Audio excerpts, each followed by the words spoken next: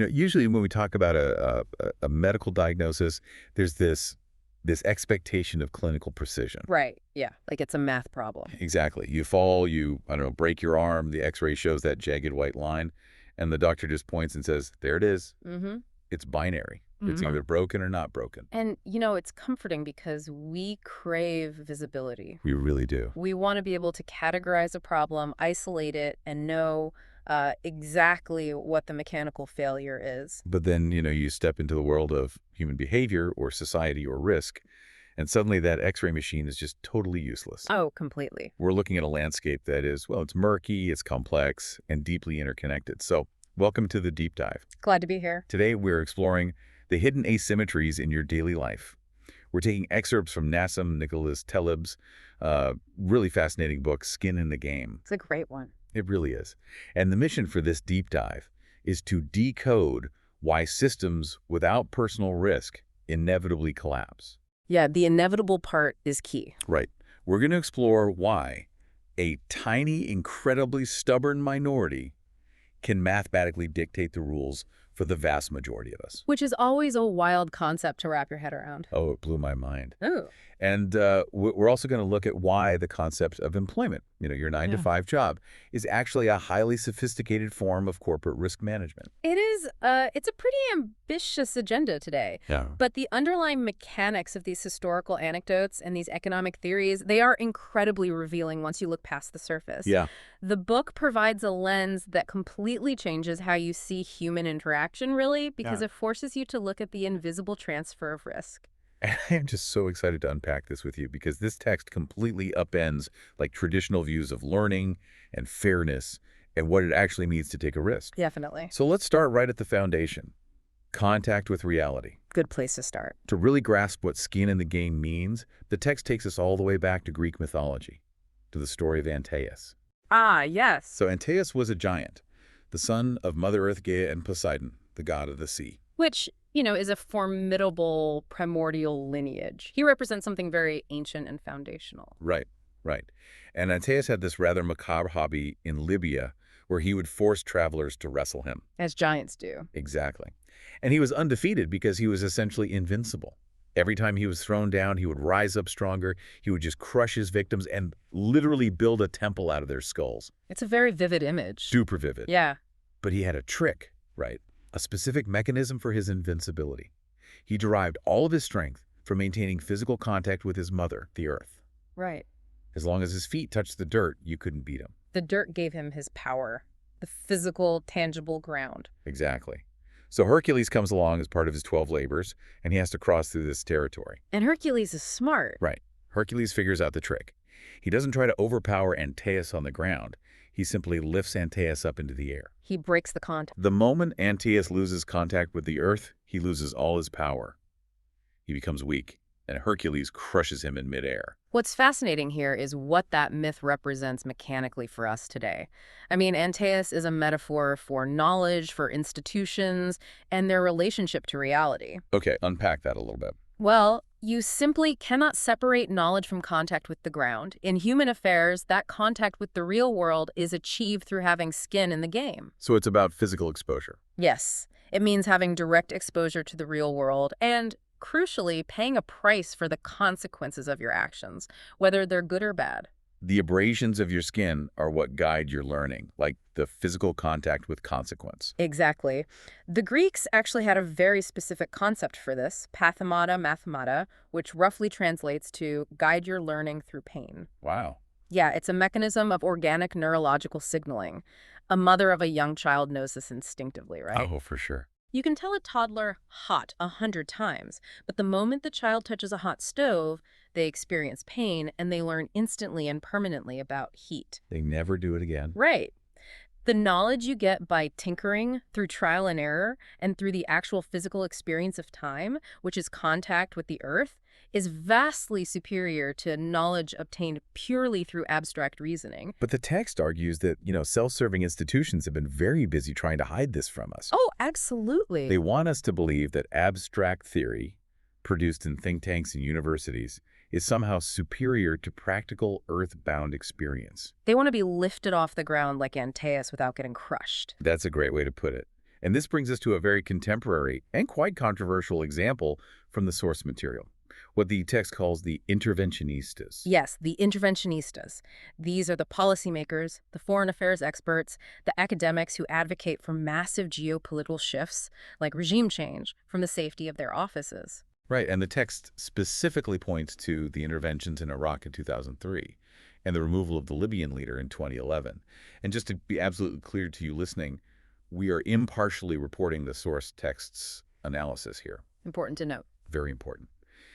The text critiques political figures across the entire spectrum, from Barack Obama to Bill Kristol to Vladimir Putin. We are not taking sides or endorsing these political viewpoints at all. We are merely looking at the mechanical analysis of risk-bearing in geopolitics that the author lays out.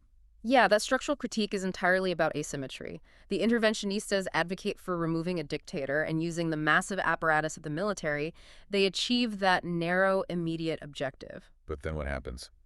Well, because they lack a deep, grounded understanding of the complex tribal and historical dynamics of the region, the results are often catastrophic. Right. In Libya, for instance, the vacuum of power led to the emergence of active slave markets. And yet, these policymakers often claim victory based on their one-dimensional metric of dictator removed. The text actually has a brilliant analogy for this. The doctor one? Yeah, the doctor one. It compares it to a doctor who wants to lower a patient's cholesterol. So the doctor injects the patient with cancer cells. Oh, which is horrific. Completely. The patient wastes away, the cholesterol level drops beautifully, and the doctor proudly publishes a paper claiming victory, completely ignoring the fact that the patient is dead. Right. It's a complete failure to understand second, third, and fourth order effects. And the reason they fail to understand these cascading effects is the absolute absence of skin in the game. Because they're insulated. Exactly. When the intervention goes horribly wrong, when a country devolves into civil war, the policymaker doesn't pay the price. They don't lose their job. No, they just get a book deal. Right. They continue to live in a comfortable, air-conditioned suburban house. They go to dinner parties. The downside risk is borne entirely by innocent people thousands of miles away. The people who actually live on that ground. Exactly. The system lacks the feedback loop of pain, the pathemathmata, that would force the decision-maker to learn from their catastrophic errors. Okay, let's unpack this for a second. Let me push back slightly. Go for it. Because isn't the whole point of civilization that we can learn through education and reasoning? Sure, in theory. Like, if I want to learn how to ride a bike, I don't necessarily need to skin my knees if I have a perfectly good textbook on the physics of gyroscopic motion. You think so? Well, hypothetically. I can sit in my living room, study the equations of angular momentum, understand the center of mass, and theoretically, I should be able to just hop on the bike and pedal away flawlessly, right? Why do we need to bleed to learn? Well, because the intellectual knowledge of balance is completely divorced from the physical, neurological experience of balancing. Okay. You can memorize the equations all day, but the second you push off, your vestibular system doesn't know how to react to the micro adjustments required by gravity. And then boom. Boom. You fall flat on your face. You need the physical pain of falling to calibrate your brain to reality. And if we scale that up, it explains how massive, complex systems learn. How do they learn? Systems do not learn because individuals sitting in offices read manuals and improve their internal reasoning. Systems learn through what is called via negativa learning, by removing parts. Removing parts. That sounds a bit ominous. How does a system learn by removing parts? Think about evolution. Evolution doesn't happen because a giraffe decides it needs a longer neck and takes a class on stretching. Yeah. It happens because the giraffes with shorter necks starve and die. The system removes the fragile components. Let's look at a modern example. Aviation. That's a good one. Commercial aviation is incredibly safe today, but it didn't get safe just because pilots collectively attended seminars and learned from their errors. Right, it's not just a classroom thing. No, aviation got safer because bad, reckless, or incompetent pilots eventually crashed. They ended up at the bottom of the ocean. The system purged them. The experience of the entire system is different from the experience of the individual. The system's intelligence is grounded in filtering. There is no evolution without skin in the game because extinction is the ultimate filter. So because these interventionist policymakers are completely insulated from the consequences of their actions, society never gets to filter them out. Exactly. The bad pilots are still flying the plane. Always flying the plane. The system can't learn, So the mistakes just keep repeating in different countries, decade after decade. Precisely. They have successfully separated themselves from the consequences of their actions, which is essentially the functional definition of a bureaucracy. And this insulation isn't just happening in government or foreign policy, right? It's massive in finance. Oh, massive. Which brings us to a concept the text calls the Bob Rubin trade. A classic. So Robert Rubin was a former U.S. Treasury Secretary. Before the massive banking crash in 2008, he went to work for Citibank. Over the course of a decade, he collected over $120 million in compensation. He was taking these steady bonuses while the bank was accumulating massive hidden risks in the mortgage market. Building a house of cards. Exactly. But when the bubble burst, the bank became completely insolvent and had to be bailed out by the taxpayers to the tune of billions of dollars. Yep. And what happened to Robert Rubin? He didn't write a check to cover the losses. He kept his $120 million. And his defense was fascinating. He invoked uncertainty as an excuse. What did he say? He called the 2008 crash a black swan event, something so statistically rare and unprecedented that nobody could have possibly predicted it. Therefore, he argued, he shouldn't be held responsible. Oh, that's just it. It's the ultimate asymmetric setup. Heads he wins, tails he shouts, black swan. Exactly. It's an incredible racket.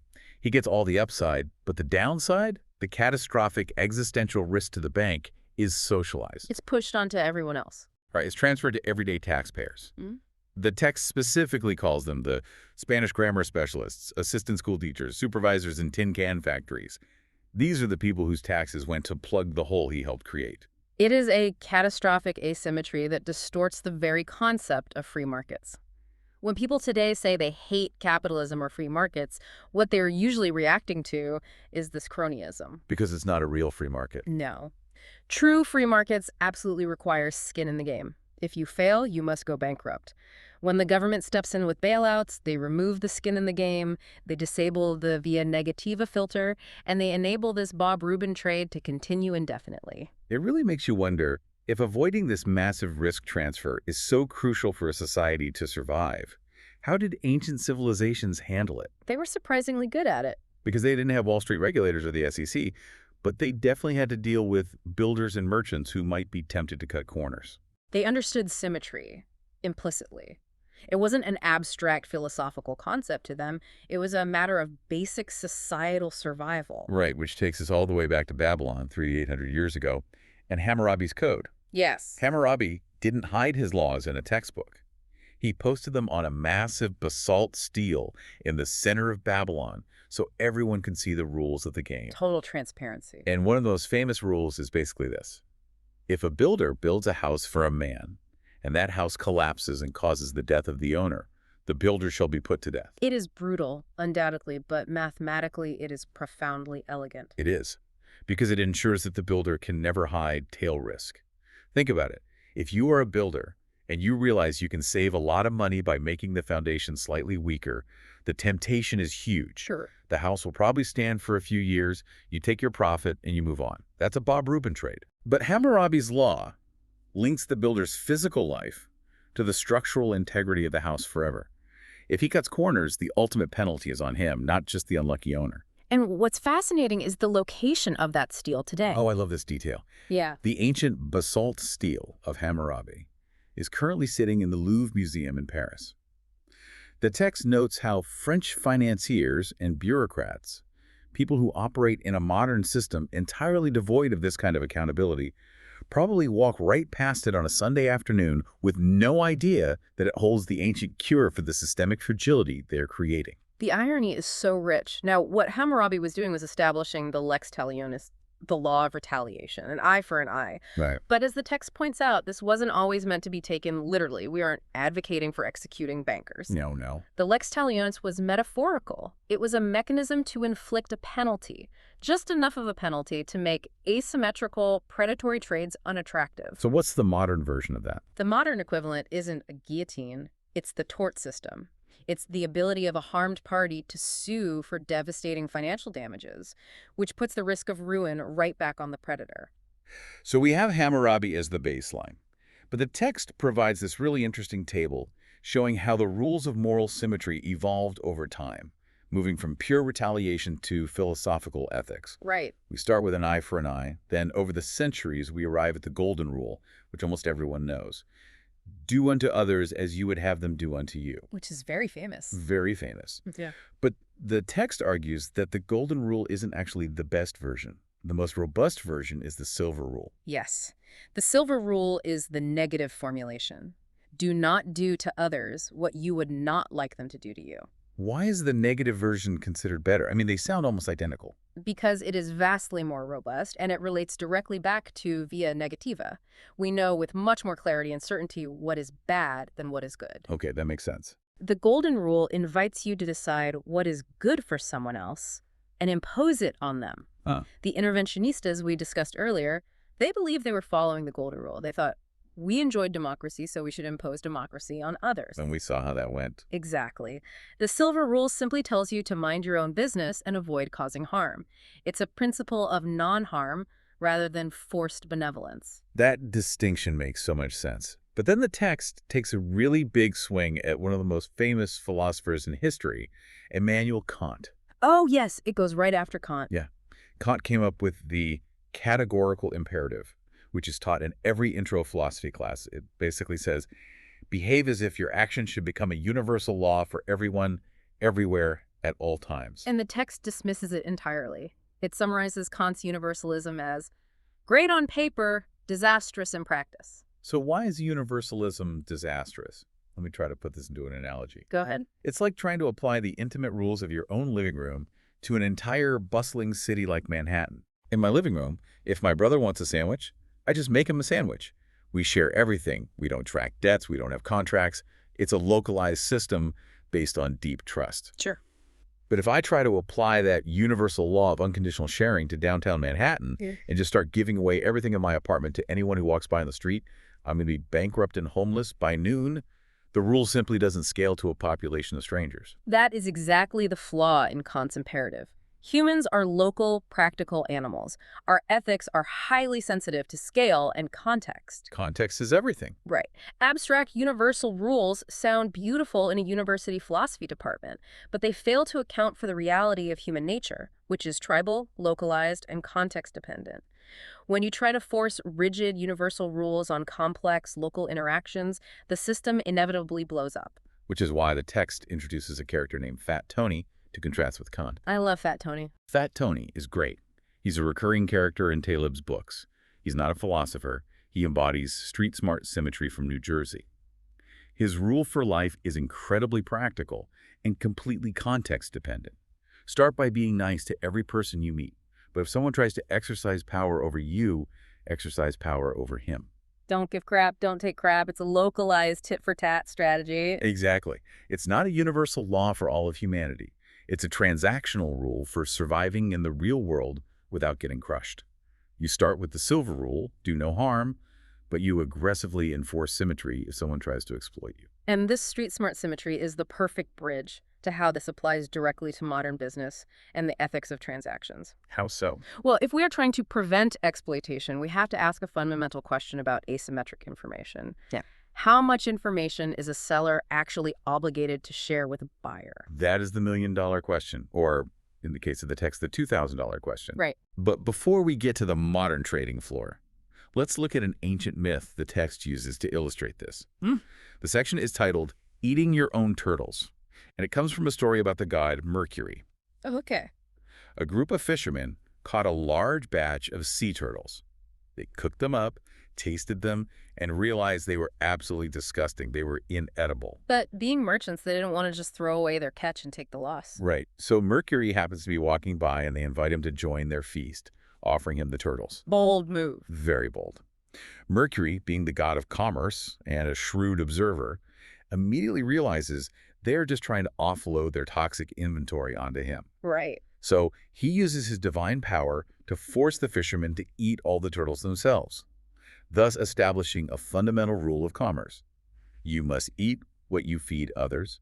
You have to eat your own cooking. If we connect this to the bigger picture, it's the ultimate expression of skin in the game in a transaction. You cannot separate your advice or your product from your own consumption of it. If you are selling a financial product to a client, you better have that same product in your own portfolio. But we see this rule constantly violated in modern business. Constantly. The text tells a very revealing story of a salesman at a prestigious white shoe investment bank.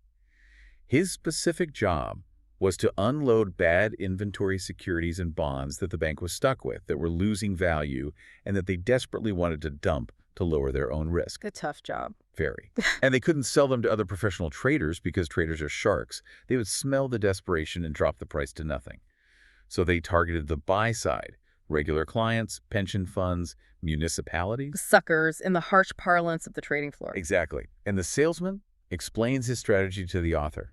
He takes a client out to dinner, a guy who manages money for a New Jersey municipality, and buys him a $2,000 bottle of wine. Right.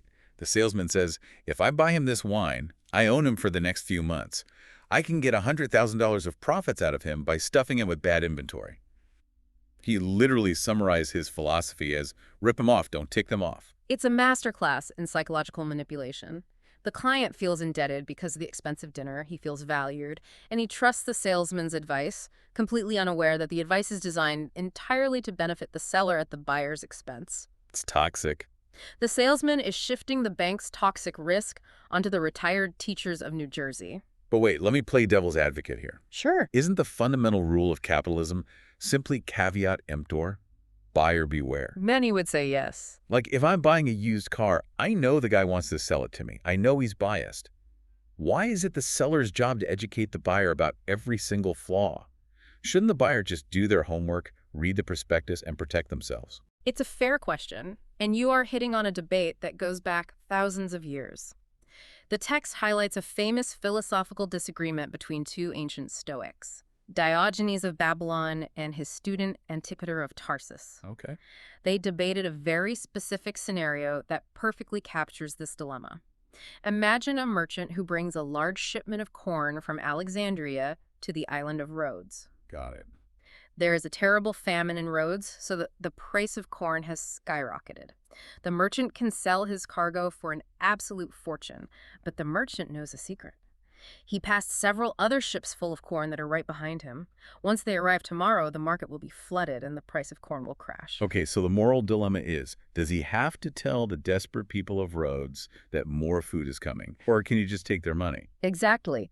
Diogenes argued no, he only has to disclose what civil law strictly requires. The law says you can't lie about the weight of the corn, but it doesn't say you have to give them a market forecast. Buyer beware. Buyer beware. But Antipater, the student, took the higher moral ground. He argued that everything must be disclosed. There should be absolutely nothing the seller knows that the buyer doesn't know. Total radical transparency. Yes. And the text strongly aligns with Antipater. Why is that? Because the ethical is always more robust than the legal. Laws are ambiguous, they change by jurisdiction, they are full of loopholes, and they can be gamed by clever lawyers.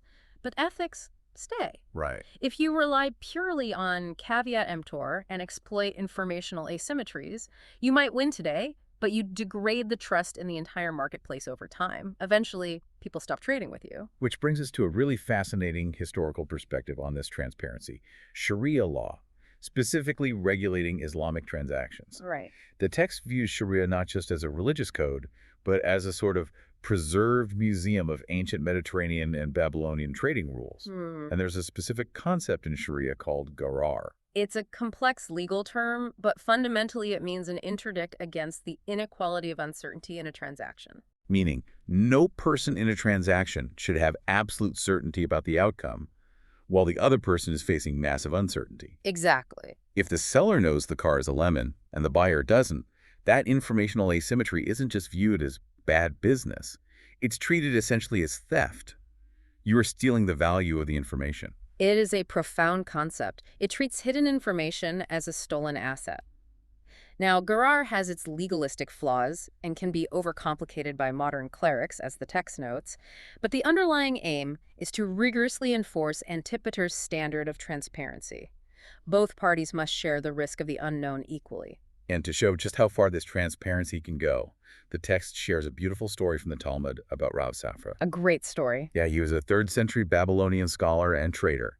He was praying in silence when a buyer approached him to buy some goods. the buyer made an initial offer. Because Rob Safra was deep in prayer, he couldn't speak to answer. Right. The buyer misinterpreted the silence. He thought the silence meant the offer was rejected, so he frantically raised his price, offering more money. But Rav Safra had fully intended to accept the first lower price. Right. So when he finally finished praying, he insisted on selling the goods for the original lower price, because that was his initial intention before the buyer bid against himself.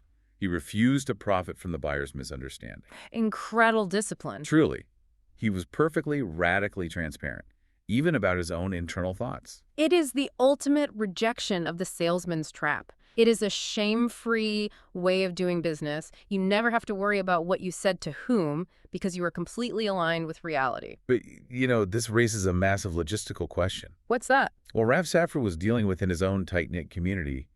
Does this extreme level of ethics apply to everyone on Earth or just to the people in your immediate circle? That's the challenge. Because earlier we talked about Kant and how universal rules fail in Manhattan. How do we square that? This is the crux of the scaling problem in human ethics. And the trading floor has a very specific, somewhat cynical term for this boundary. Yes, the concept of the Swiss. The Swiss. On the trading floor, the Swiss are the anonymous, faceless suckers far away. They are the outsiders. The professional traders had a strict ethical code amongst themselves.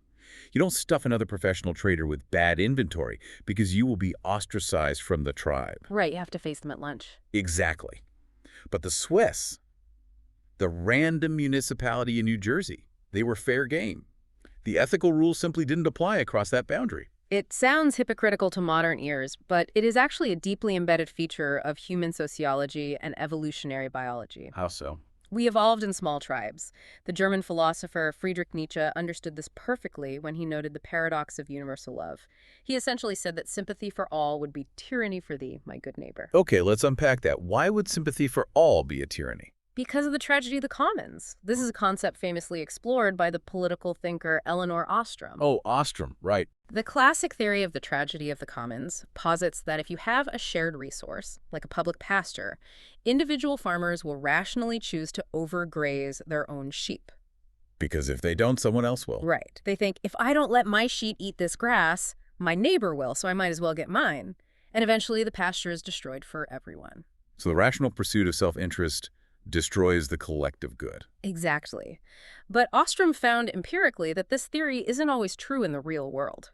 People do act as collectivists, and they do protect the commons, but only up to a certain community size. Scale. Scale. If the group is small enough, like a club, a village, or a tight-knit profession, the system functions beautifully. People police each other. Shame and reputation enforce the rules. But once the group scales up beyond a certain threshold, the other becomes an abstract, faceless entity. They become the Swiss. The reputational feedback loop breaks down because you will never meet them. Precisely. The ethical wall goes up. You cannot treat a population of 10 million with the same intimacy, trust, and shared sacrifice as a village of 300.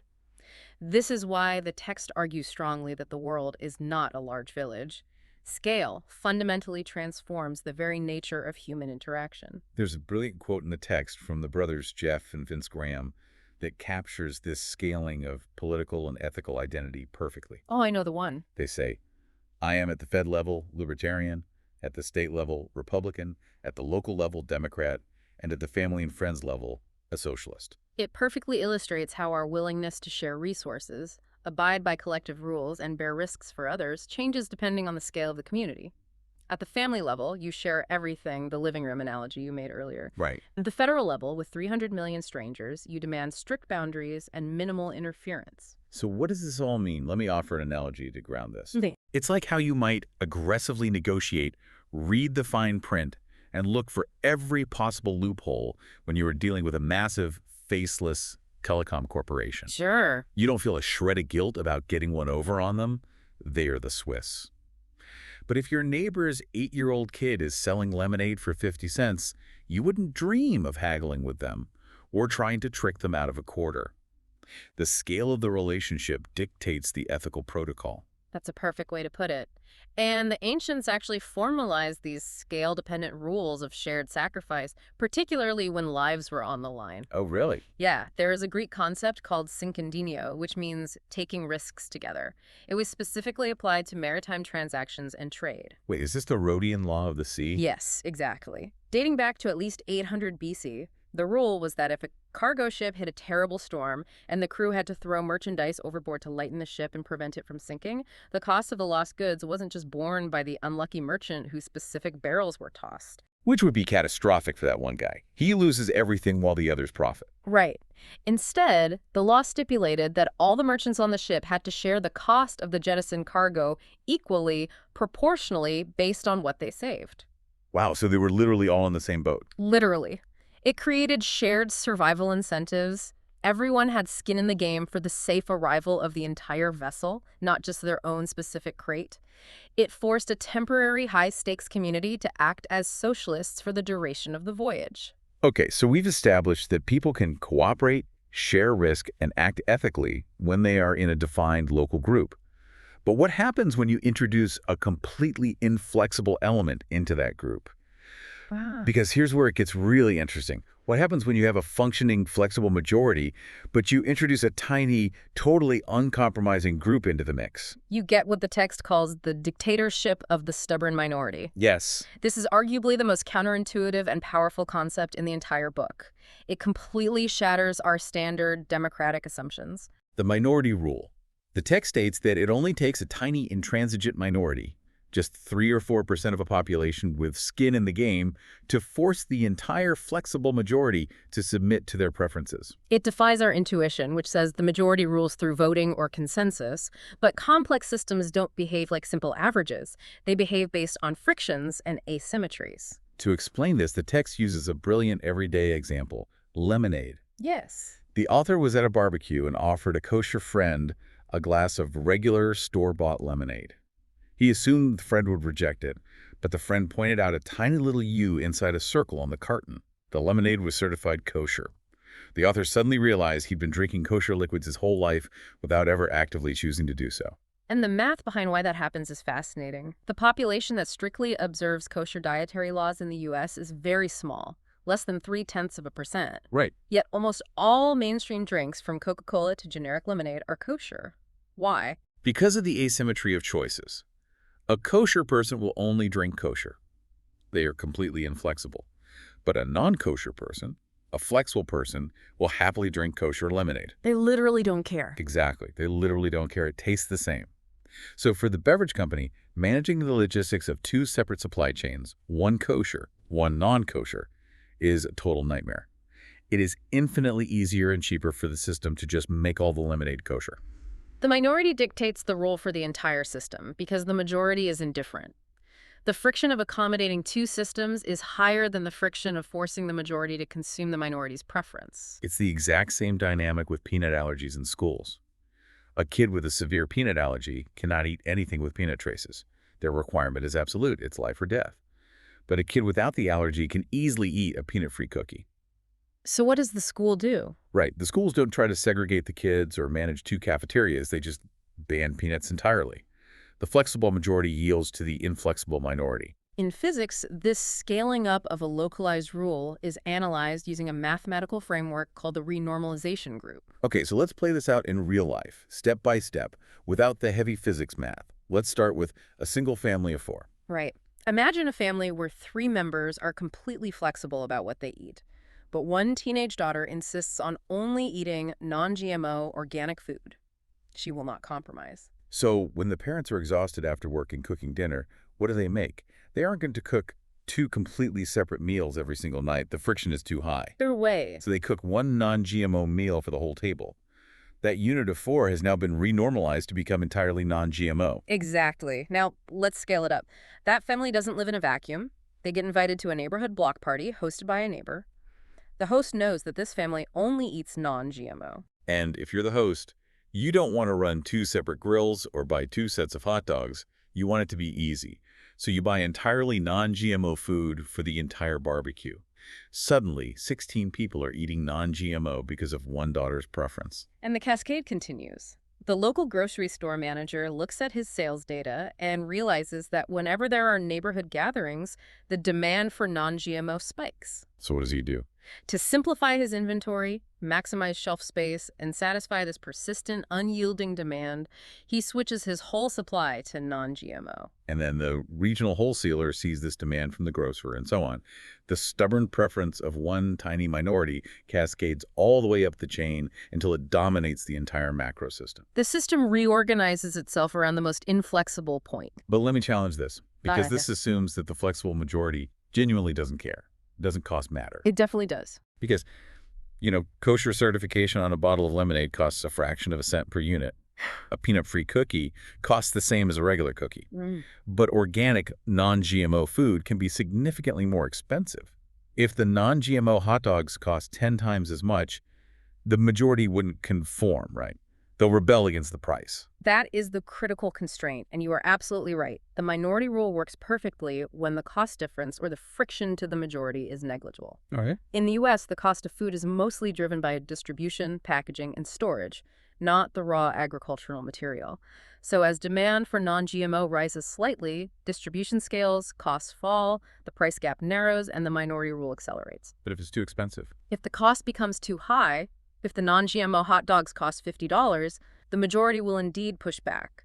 The friction of the cost outweighs the friction of running two supply chains. But as long as the cost is close enough, the stubborn minority wins every time. And this mechanical rule isn't just about food logistics.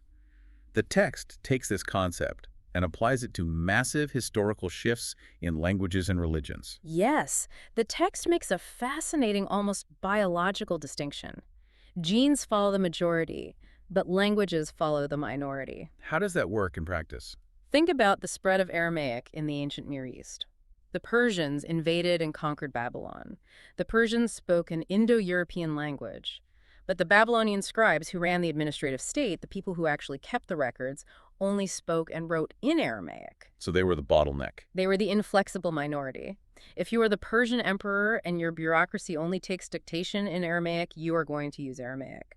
The language of the conquered minority became the lingua franca of the conquering empire because the friction of teaching them Persian was too high. It's the exact same reason English is the global language of business today. If you have a corporate meeting in Berlin with executives from France, Russia, and Germany, they all speak their native tongues. But if even one person in that room only speaks English, the entire meeting happens in English. Exactly. The flexible bilingual majority yields to the inflexible monolingual minority. And this same asymmetric math applies to the expansion of religions over centuries. Now, this is a really sensitive topic, Yeah. so I want to remind everyone again, we are looking at this purely through the lens of mathematical mechanics and historical observation as presented in the text. That's the math. Right. We are not making value judgments or political statements about faiths today. We are looking at the math of demographics. The mechanics are what matter for this theory. The text argues that the massive spread of Islam in the Near East, overtaking a deeply entrenched Christian population, wasn't just about military conquest. It was driven by two simple, asymmetrical rules of interaction. Okay, so first, if a non-Muslim man marries a Muslim woman, he must convert to Islam. And if either parent is Muslim, the child is raised Muslim. That is an asymmetric rule of reproduction. It functions like a one-way street. Second, becoming Muslim is irreversible under the strict historical interpretation of the faith. Apostasy is a severe crime. The text uses the example of the actor Omar Sharif, who was born a Lebanese Christian but converted to marry an Egyptian actress. Right. When they eventually divorced, he couldn't legally revert to his ancestral faith in Egypt. The door locks behind you.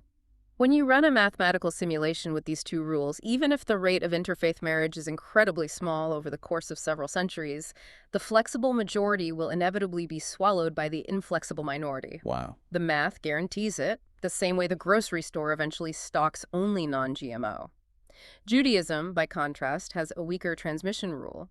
The mother must be Jewish, which is why, mathematically, it tends to remain a minority rather than expanding exponentially. And the text points out that Christianity originally spread through the Roman Empire using the exact same stubbornness. It did. The Romans were tolerant pagans, they were flexible, they were happy to add Jesus to their pantheon of gods right next to Jupiter.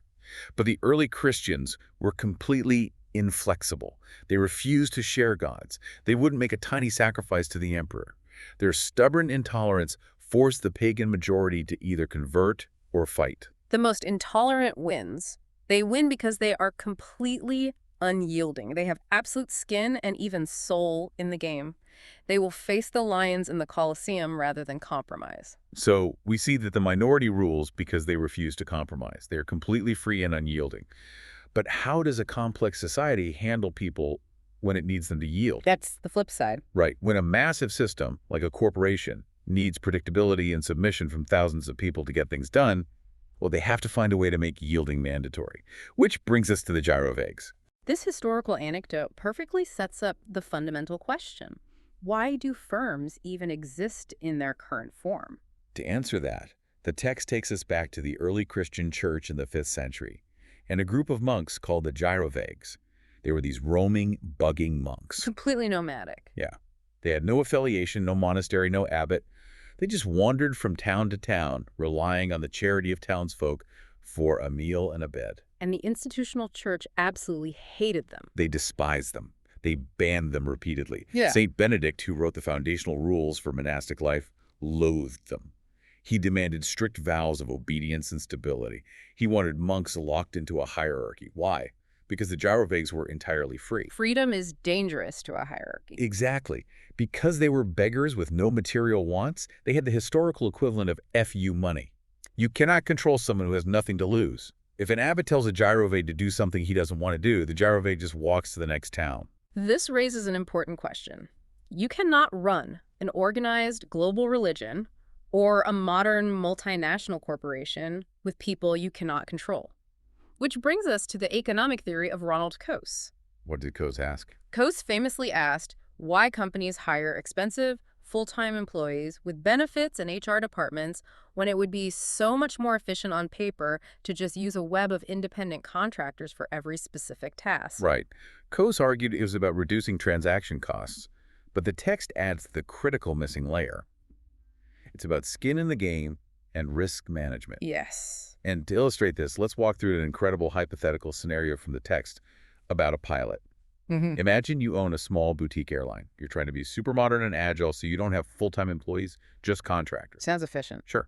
You hire a contractor pilot named Bob for a massive, highly profitable Oktoberfest flight from London to Munich. All the passengers are booked, they've paid top dollar, and they are ready for beer and pretzels. The financial and reputational stakes for your airline are incredibly high. Very high. But at 5 p.m. the day before the flight, Bob calls you. He says, "Hey, sorry, but I got a better offer. A wealthy sheikh wants me to fly him to Vegas for a party. The money is so absurdly good, it easily covers whatever breach of contract penalty I owe you. So I'm out.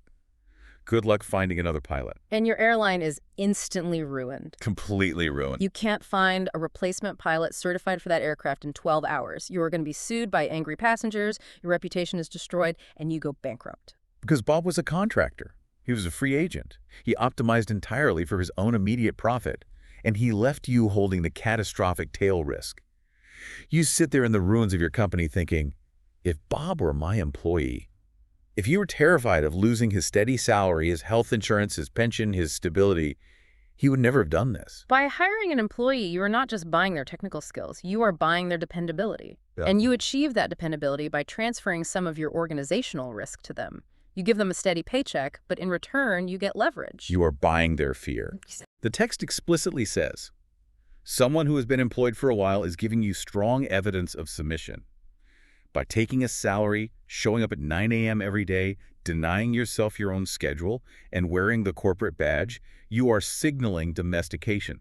You are a housebroken dog, not a wild wolf. It is a profound risk management strategy. The employee has skin in the game because they have customized their entire life, their mortgage, their car payments, around that monthly paycheck. And the text draws a fascinating distinction between the employment of the past and the employment of the present. Think about the 20th century. You had the classic company man. Oh, yes. The IBM guys? Think of IBM in the 1950s and 60s. IBM employees had to wear plain white shirts, dark blue suits, and conservative ties. No individuality allowed. They belonged entirely to IBM.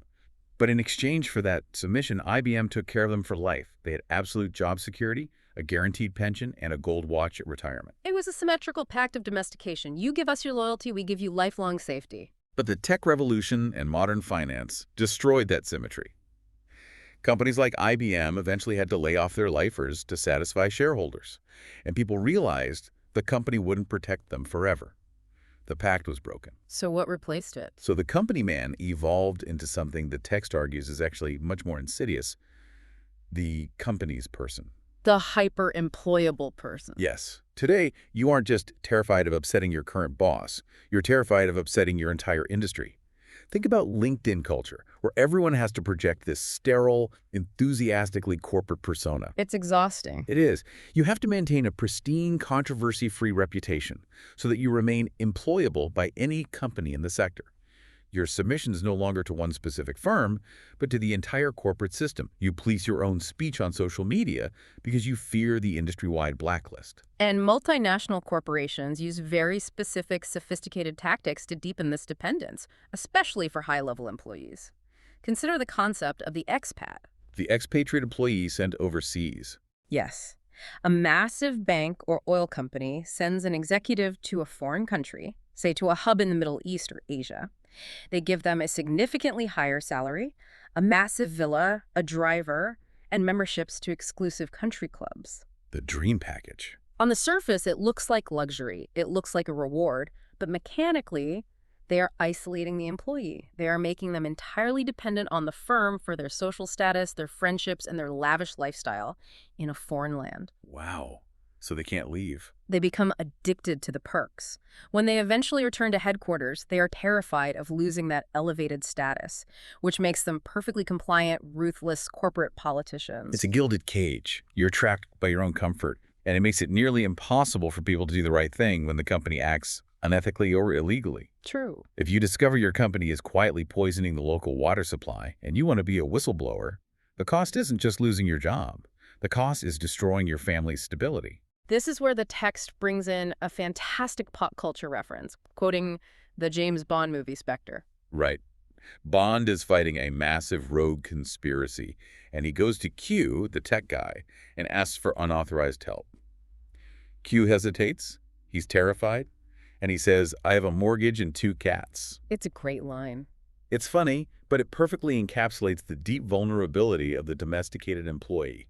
Society loves the romantic idea of the moral hero, the whistleblower who exposes the corrupt corporation. But society essentially expects them to be celibate martyrs. If you have a mortgage, a sick parent, and 3 kids in school, fighting the system means sacrificing the innocent people who depend on your paycheck. Your family becomes the leverage the system uses to keep you compliant.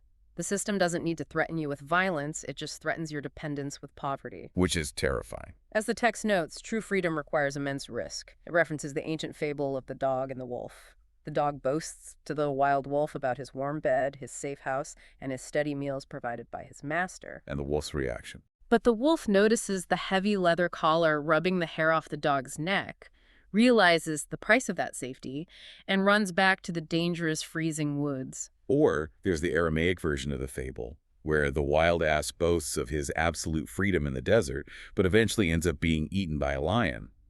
Freedom is never free. It is inherently dangerous. You have to choose your risk. Which brings us back to where we started our entire journey today. Skin in the game is about bearing the consequences of your choices. The employee trades freedom for safety, bearing the localized risk of domestication.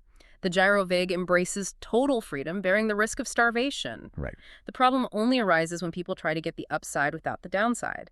The interventionista, the crony banker, they trade nothing, offloading all their catastrophic risk onto the rest of us. We have covered massive ground today. We started with the giant Antaeus, kneading his feet in the dirt to survive the wrestling match with reality. We looked at Hammurabi's brutal but perfectly symmetrical building codes and how ethics scale from the living room to the trading floor. It's a lot to process. We explored how a 3% stubborn minority dictates the logistics of the lemonade we all drink. And we finished by decoding how your 9-to-5 job is actually a corporate risk transfer mechanism designed to keep you on a very comfortable but very tight leash. It is a profound rethinking of how society is structured.